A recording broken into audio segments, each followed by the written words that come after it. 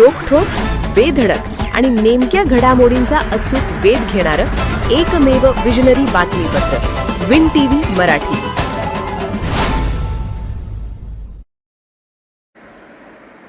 चिमुकल्यांची शिष्यवृत्ती की अग्निपरीक्षा, रखरखत्या उन्हात घामाघूम होऊन लिहिले पेपर. महाराष्ट्र राज्य परीक्षा परिषद यांच्या माध्यमातून इयत्ता 4थीची प्राथमिक शिष्यवृत्ती परीक्षा रविवार दिनांक 13 एप्रिल 2026 रोजी राज्यभर एकाच दिवशी घेण्यात आली. मात्र याच दिवशी तापमानाचा पारा 42 अंशाच्या वर गेल्याने 10 वर्षाच्या चिमुकल्यांना अक्षरशः उकाड्यात परीक्षा द्यावी लागली. या पार्श्वभूमीवर पालक वर्गातून तीव्र संताप व्यक्त होत आहे. पन्हाळा तालुका येथे इयत्ता 4थीची परीक्षा एकाच केंद्रावर घेण्यात आली होती.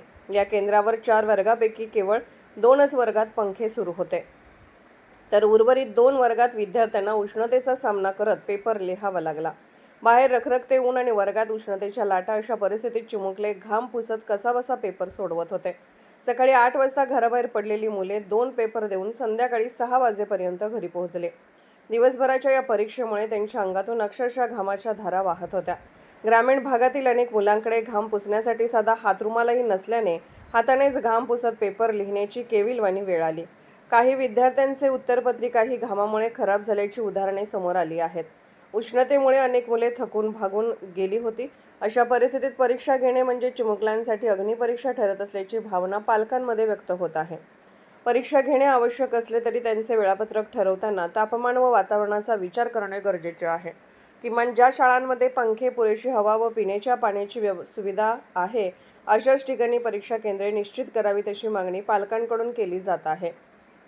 पन्हाळासारख्या तुलनेने थंड हवामानाच्या भागात ही परिस्थिती असेल तर राज्यातील 45 अंशाच्या पुढे तापमान असलेल्या भागात मुलांची अवस्था काय झाली असेल याची कल्पनाच न केलेली बरी.